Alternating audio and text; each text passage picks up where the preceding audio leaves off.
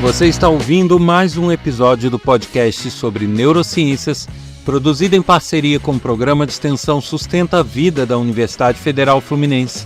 Eu sou o Adriano Freitas, pós-graduado em neuroaprendizagem, especialista em neuropsicologia clínica, neurociência clínica. No episódio de hoje eu falo sobre neuroplasticidade.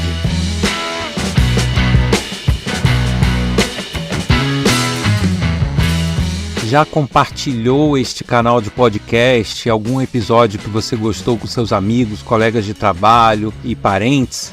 Pois é, isso nos ajuda muito a continuidade desse projeto. Se você gosta, acha as informações curiosas, úteis, interessantes, não deixe de nos ajudar, não deixe de compartilhar, indicar esse podcast para seus amigos.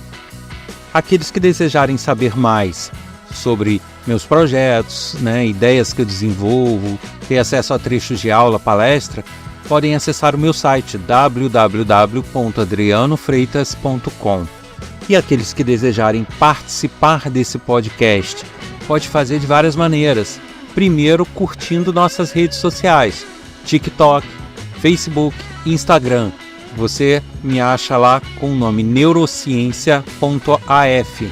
E também pode nos mandar uma mensagem de e-mail para o e-mail podcast@sustenta-vida.com ou pelo WhatsApp código 22 992221003 com dicas, ideias, sugestões, elogios. Isso vai nos ajudar muito a fazer um podcast cada vez mais voltado para os seus interesses, para as suas necessidades e também esclarecendo dúvidas, trocando informações.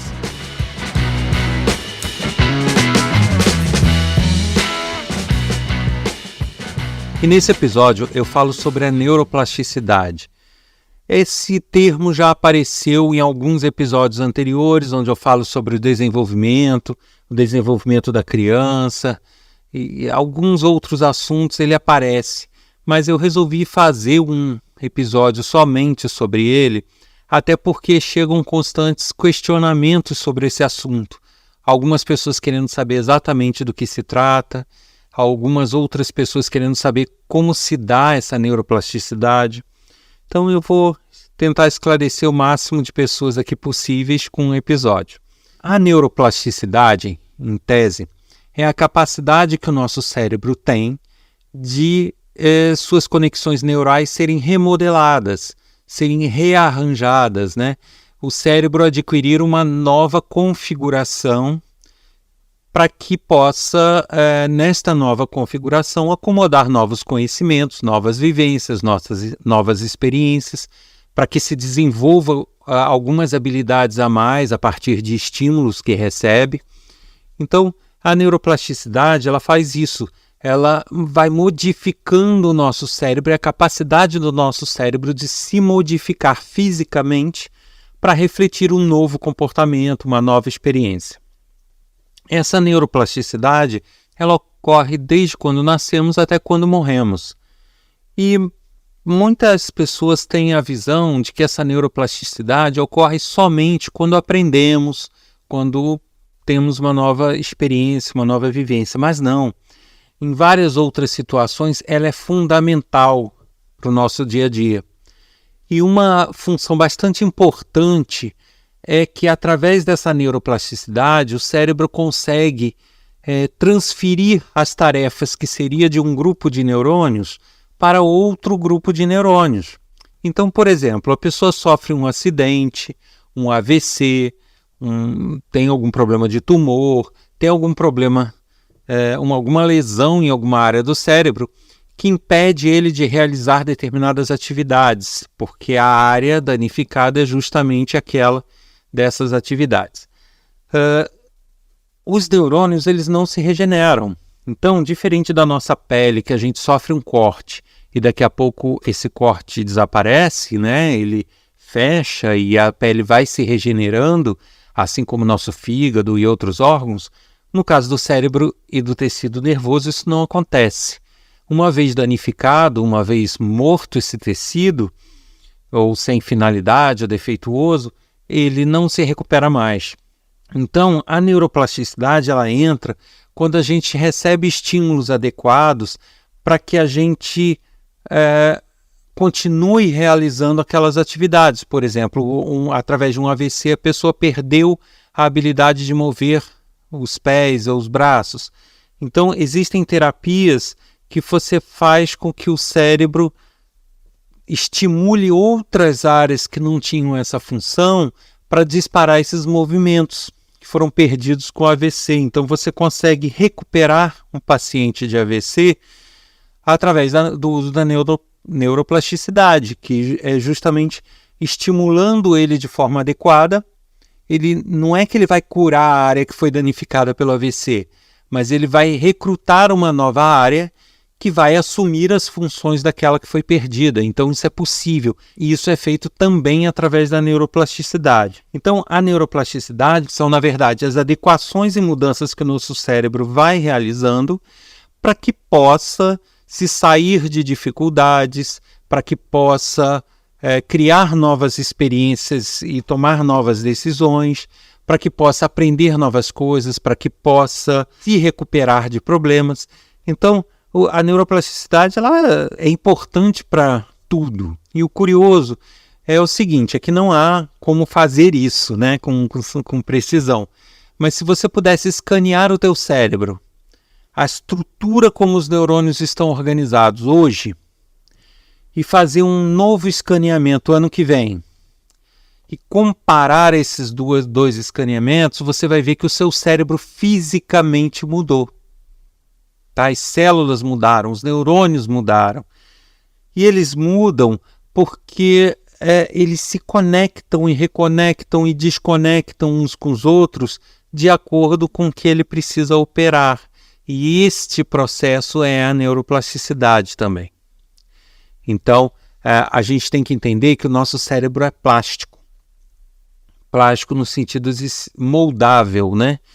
E a nossa evolução enquanto pessoa, em algumas situações até involução, ela se dá fazendo uso dessa plasticidade. Por isso o nome neuroplasticidade. É uma plasticidade, uma maleabilidade, uma modelagem dos neurônios. Então esses neurônios eles vão se desconectando uns dos outros e conectando com outros, e nisso mudando os caminhos por onde os estímulos passam. E essa mudança de rota ali dentro, isso eu estou falando na ordem de bilhões, trilhões de neurônios. Então essa mudança de rota faz com que os pensamentos sejam diferentes, que os aprendizados sejam diferentes, as memórias, as vivências. Então, resumindo isso tudo que eu expliquei, a gente pode chegar ao conceito, né, teórico que se tem de neuroplasticidade, que é a capacidade do cérebro se moldar para realizar novas tarefas, novas atividades e ter novas memórias e por aí vai. Agora, existem fases na vida do humano, né, e eu já falei um pouco sobre isso também, que a neuroplasticidade ocorre de uma forma mais intensa ou menos intensa. Em alguns momentos, ela ocorre para suprir questões ligadas ao envelhecimento. Então, a neuroplasticidade ela acaba tendo sempre a função de armazenar novos aprendizados, novas experiências, mas em certas fases da vida você pode ter uma neuroplasticidade também muito voltada a um crescimento, um desenvolvimento, um amadurecimento do cérebro, e em outra, numa degeneração do cérebro, que é numa fase mais tardia, na fase do envelhecimento. Então, são neuroplasticidades que são focadas para suprir ou para promover um crescimento ou suprir deficiências do envelhecimento. Agora, a criança, no caso da criança, é uma situação interessante. Muitas pessoas têm a ilusão de que as crianças nascem com muito pouco neurônio, pouca conexão sináptica, né? Que é a conexão entre os neurônios, e que com o passar do seu amadurecimento, essas conexões vão aumentando. E não é bem assim. Proporcionalmente ao adulto, a criança ela nasce com excesso de conexões neuronais. Ela nasce carregada de sinapses. Então a gente pode imaginar que uma criança quando nasce é como se o cérebro fosse um bloco que depois um escultor vai esculpir a forma que ele deseja. É mais ou menos assim. A criança é como se nascesse com o cérebro em bloco, com muita conexão sináptica, e à medida que ela vai amadurecendo, existem fases. Uma fase bem forte é na primeira infância, onde ocorre a chamada apoptose, que é um termo que se usa para morte de neurônios, ou desligamento de conexões sinápticas também. Então, quando chega nessa fase, o cérebro ele fortalece conexões que receberam bastante estímulos, enfraquece outras que não tiveram estímulos, e daí alguns neurônios morrem e o cérebro é esculpido para ser o que aquele indivíduo será no correr da vida. E aí entra a importância do estímulo adequado na criança desde que ela nasce até essa primeira apoptose. Se a gente estimula uma criança de forma pobre, ela vai ter uma poda neuronal, que é essa apoptose, né, conhecida também como poda, como se fosse uma poda de árvore. Ela vai ter essa poda de uma forma que molda o cérebro de forma pobre. Então essa criança, quando se desenvolver o resto da vida, ela vai ter bem mais dificuldade do que outras a ter certas habilidades, a aprender certas coisas. Não que ela não possa mais aprender, mas ela vai ter mais dificuldade em certas habilidades do que outras pessoas. Já se logo desde bebê até essa fase de apoptose ela tiver bons estímulos adequados, ela vai crescer com essas habilidades bem resistentes, bem fortes. É só a gente imaginar, eu dei o exemplo do escultor, mas a gente pode imaginar também o seguinte, como se eu estivesse num bosque, numa floresta, e tivessem trilhas que fossem abertas nessa mata. Se eu uso constante e diariamente uma trilha, as pessoas usam essa trilha muito frequentemente, o que vai acontecer com essa trilha? Cada vez mais ela vai ter menos mato, o chão vai ficar mais terra batida, o caminho vai ficar mais aparente, mais marcado, porque está sendo muito usado. Então, não tem como as plantas crescerem ali direito, etc, etc. Ele vai ficar mais visível, mais forte, mais presente.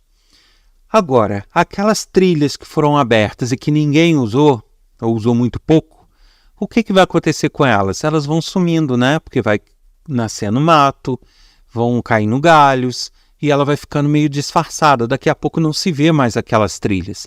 Então a gente imagina que essa escultura que é feita no cérebro é mais ou menos assim. É como se a gente tivesse trilhas que nos levam a certas habilidades, que são as conexões sinápticas, e que elas vão sendo reforçadas, né, ganhando bônus, ganhando reforço, e se tornando mais fortes e claras, porque foram estimuladas, foram usadas. E a gente vai ter aquelas trilhas que vão se esmaecendo, vão ficando fracas até que desaparecem, justamente porque não foram utilizadas. Então, se uma criança é ricamente estimulada com habilidades musicais, por exemplo, as trilhas, as áreas do cérebro, as sinapses que lidam com esses estímulos musicais, eles vão ficando muito fortes, muito aparentes. E esse indivíduo, quando é feito a poda, esse caminho vai estar lá fortalecido e ela vai crescer com boas habilidades musicais, um bom ouvido musical, uma boa habilidade para tocar um instrumento e por aí vai. Aquela pessoa que não foi estimulada em habilidades musicais, por exemplo, ela vai crescer com muito pouca possibilidade de desenvolver habilidades musicais. Vai poder desenvolver? Vai, mas não de uma forma tão natural quanto a outra que foi estimulada. Ela vai precisar de muito mais esforço para isso. Então, eu estou citando como exemplo aqui a área musical, mas isso vai servir para tudo, né? Estímulos motores, estímulos de cores. Uma criança que na primeira infância é pobremente estimulada na área motora, ela vai crescer com dificuldades motoras, com poucas habilidades em fazer determinadas tarefas motoras. Da mesma forma que a outra, que foi bem estimulada, ela vai crescer com muito boas atividades motoras. Eu já falei em outros episódios, eu fico repetindo isso para quem tenha interesse retorne lá e veja. Mas tem episódio onde eu falo sobre isso, onde foi perguntado se haveria o problema se uma criança fosse muito estimulada por excesso de estímulos. Pelo contrário. Quanto mais estimulada e de forma mais variada possível, mais habilidades ela vai ter depois que ela passar pela apoptose e que ela se desenvolver, né? Ela vai vai moldar o cérebro dela para que ela fortaleça esses estímulos, né? Esses neurônios, essas sinapses que foram usadas, e aí ela vai crescer bem hábil em muitas coisas. Quando eu falo que não gera problema, desde que esses estímulos ocorram no dia a dia dela de forma natural. Se você pegar uma criança, prender num quarto e ficar ensinando conteúdos acadêmicos nela, isso não vai ser um estímulo saudável. Tá? Eu estou falando estímulos saudáveis. Você, num controle remoto para mostrar como é que muda o desenho, mudar de um desenho para o outro, alguma coisa assim, você já mostrar um número, você já fazer algum tipo de estimulação ali. Numa outra atividade, você já estimular a forma motora. Numa outra atividade, você fazer ela identificar a diferença de uma música para outra. Então, você ter várias coisas inseridas no dia a dia dela e que estimulem uma variedade muito grande de coisas, maravilha. Essa criança vai ter boas habilidades, bons reforços nessa época da apoptose. Então, a gente pode considerar que a primeira aplicação fundamental e muito importante para o indivíduo em seu crescimento da neuroplasticidade é justamente nessa fase da primeira infância, onde ela nasce com excesso de conexões neuronais. Essas conexões são podadas nessa fase de apoptose, e daí ela molda o cérebro dela para o que ela vai ser. A partir daí, ela vai sofrendo novos processos de neuroplasticidade à medida que ela vai vivendo, vai aprendendo, vai vivenciando novas coisas. Só que já com o cérebro meio que moldado para o que ela vai ser. E em cima desse molde, ela vai podendo aprender novas coisas ou não, mas ela sempre com habilidades mais naturais ou menos naturais, com maior dificuldade, menor dificuldade. Tá? E uma outra fase que se diferencia é a fase do envelhecimento, né, da degeneração dos tecidos neuronais. Porque passada essa primeira infância, essa primeira fase de amadurecimento, o cérebro vai seguir no seu funcionamento dia a dia, tendo as neuroplasticidades e tal, mas, como eu falei, já com o cérebro pré-moldado de acordo com os estímulos que recebeu na primeira infância. Esse amadurecimento ele vai perdurar aí até os 33, 34 anos de idade. E a partir dessa idade ele começa a degenerar. Então, o cérebro vai num crescente, amadurecendo as suas áreas e tendo seu trabalho diário normal. E quando chega aos 33, 34 anos é quando a pessoa está totalmente centrada, ela equilibrou-se em cima da estrutura que foi criada até essa idade do cérebro, e ela está atingindo a capacidade máxima que o cérebro tem em todas as áreas que ela foi estimulada e que teve vivências. Vai perder a impulsividade, ela vai se colocar num eixo de uma pessoa madura. Agora, a partir desse amadurecimento, desse ápice, aí o nosso cérebro vai degenerando dia a dia. Ele ganhou experiência, ganhou novas conexões, ganhou reforços, e aí ele passa a perder conexões, perder neurônios, e ganha novas experiências, óbvio, isso a gente vai até morrer ganhando novas experiências, novas memórias, novas vivências, mas ele vai também perdendo habilidades por degeneração, por causa da morte natural de neurônios que atingiram a sua expectativa de vida e que vão morrendo, tecidos nervosos, conexões vão se desfazendo. Então, é aí que começam os problemas de memória, é aí que começam esquecimentos, é aí que começam certos problemas que a pessoa vai tendo, né? Problemas motores, e que vai num crescente até que a pessoa vá morrer. Agora, esse processo de degeneração, paralelo a ele, como o nosso cérebro é plástico, ele tenta, da forma dele, compensar essas perdas de alguma forma. Então, ele vai ter um grau, tá? Não é que ele vai perder e você não vai perceber nunca que ele perdeu, porque vai perder e não tem jeito.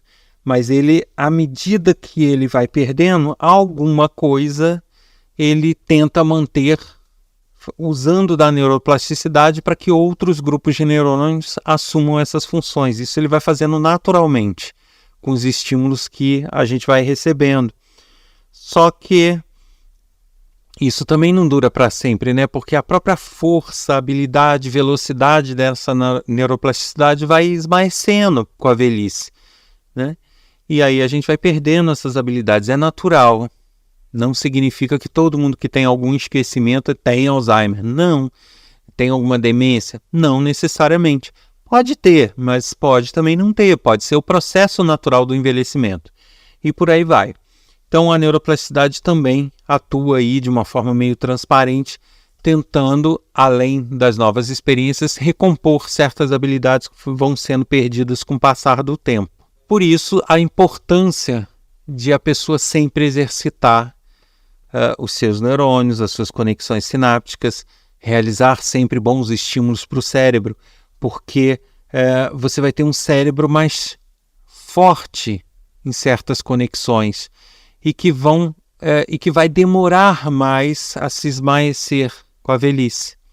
Então, se você tem uma habilidade fantástica para estimular a leitura, se você tem um hábito da leitura, né? Eu digo leitura não necessariamente de livros técnicos de autoajuda, não, mas livros de romance, porque o romance ele estimula a tua imaginação, ele estimula romances policiais, né? O raciocínio lógico de descobrir quem é o bandido, ele te estimula a empatia para você se colocar no lugar do personagem, áreas de fala, áreas de leitura, áreas de processamento de linguagem.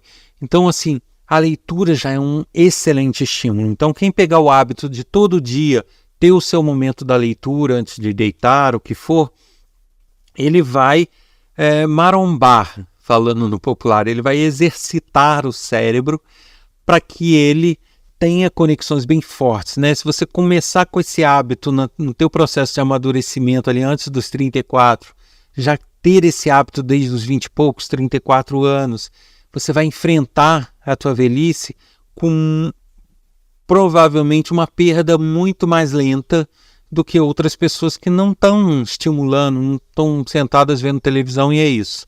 Então, você ter estímulos variados e presentes no seu dia a dia e você levar aquilo como um exercício de vida, realmente vai te ajudar muito na tua fase de degeneração. Agora, isso não quer dizer que uma pessoa que já está nessa fase não possa se estimular, não. Então, eu perdi o bonde, não me estimulei até os 34 anos, então minha velhice vai ter uma degeneração mais rápida e não tenho o que fazer. Não, claro que não. Se você realizar atividades, jogos de raciocínio, leitura, mesmo que você já esteja num processo, né, de uma idade um pouco mais avançada, não tem problema. Você vai estar criando estímulos, você vai estar reforçando sinapses, você vai estar provocando a sua neuroplasticidade a agir. Então, ler vai ser sempre um bom estímulo para todas as idades. Quanto mais cedo, melhor, mas também muito fundamental e importante em idades mais avançadas. Da mesma forma, jogos que exijam memória, que exijam raciocínio lógico, jogos que exijam tipo quebra-cabeças que se falam por aí, né? Então tudo isso ajuda a você promover uma neuroplasticidade e com ela reforçar conexões sinápticas ou criar novas conexões com novas habilidades e moldar o seu cérebro para que ele fique cada vez com as habilidades que te interessam e que são importantes para o seu dia a dia, mais fortalecidas, e você consiga enfrentar uma idade mais avançada de uma forma mais tranquila.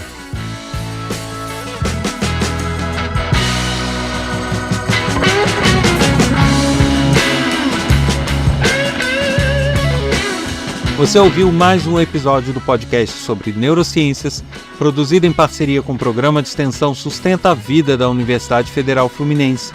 Meu nome é Adriano Freitas, pós-graduado em neuroaprendizagem, neurociência clínica, neuropsicologia clínica. Quer escrever para a gente com dicas, elogios, perguntas, questionamentos, experiências? Basta enviar um e-mail para podcast@sustenta-vida.com ou mensagem de WhatsApp para o número 22 99 222 1003. Aguardo sua mensagem e semana que vem tem mais. Te aguardo aqui nesse canal. Até lá!